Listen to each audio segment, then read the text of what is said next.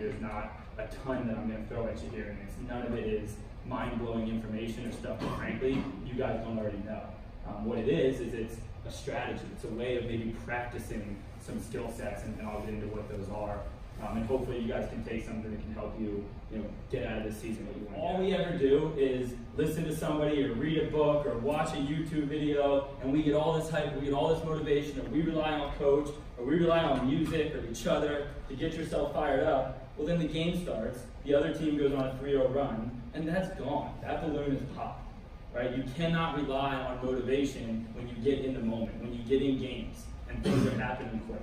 Okay, so what we're going to rely on and we're going to talk about in those moments is repetition, right? I'm going to get into discussing the difference between motivation and repetition and how they interact and how we can use both, but how we really need to rely on repetition. And we need to rely on habits and not motivation.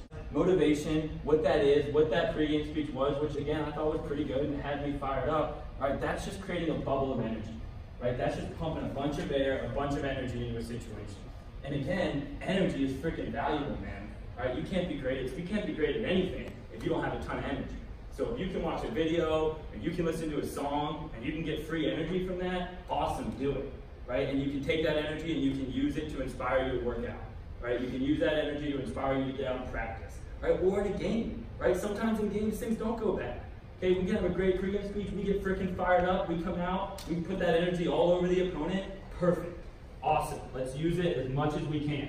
But we have to understand that as soon as shit hits the fan, right, as soon as something goes wrong, that energy bubble is going to pop. It's going to pop and it's going to be gone, right? And if all you were using was this motivation, it was us jumping up and down or whatever it was to get us out there, and we're going to rely on that to beat LSU, we're going to rely on that to beat Georgia, to beat Georgia Tech, it's not going to work, right? Because the one thing that sports always does is it does bring adversity. It does bring those hard hits. It does bring those failures constantly. All the time, practice, games, over the course of the season, right? So if we understand what motivation's for, and we understand what we can use this energy bubble for, when we do get fired up, when we do get excited to play a game, when we are excited to go out and practice, that's great, let's use it, okay? But let's not rely on it. Let's not let it be the only thing that we're taking into battle with us, because there are going to be these times, there are going to be these games where shit goes wrong, right? Where stuff hits the fan, right? There's going to be a game you wanted to win, you're going to lose. Right? You're going to lose. And if you're just a big bubble, that bubble's pop and you're gone. The one thing that we understand with repetition is how to develop physical skills through repetition. Right? Everybody in here gets that if you want to be a really good shooter, you go out, you bring 100 balls every day, and you shoot over and over and over and over again. Right? You guys understand that repetition works for mental skills.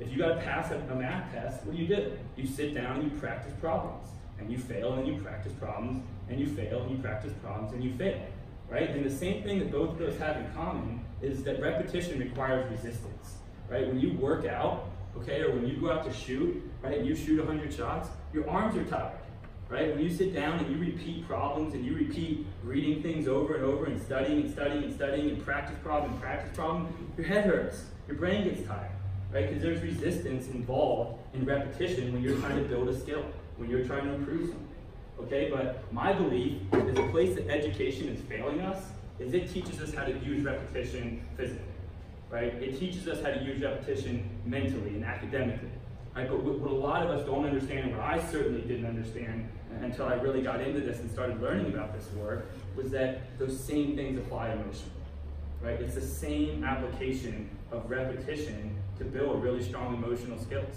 Right? And so what I'm going to talk to you guys now about are just a couple strategies. Right? We can go out to a lacrosse clinic and we can learn some new shooting drills, and then we can go rep. Right? This is a mental toughness clinic. Right? You're going to learn some drills that you can start applying in your everyday life, and you can start applying in your practices and your games over the course of your season, right? To get repetition and building stronger mental toughness habits. It starts with identifying opportunities. It starts with resistance. Okay? So even if you don't take anything from these reps that I'm going to introduce or show to you, what I hope you guys start to take is an awareness around opportunities to be mentally tough. Okay, because when you go out and play a game and your team goes up 5-0, or when you guys go and you stomp LSU and you get on the bus and we're having beers and the music is playing and everything's good, and you're all mentally tough. It's easy when things are going well, right? You have to have resistance to practice skills. Okay? Resistance is any moment that doesn't feel good. Anything that doesn't go right.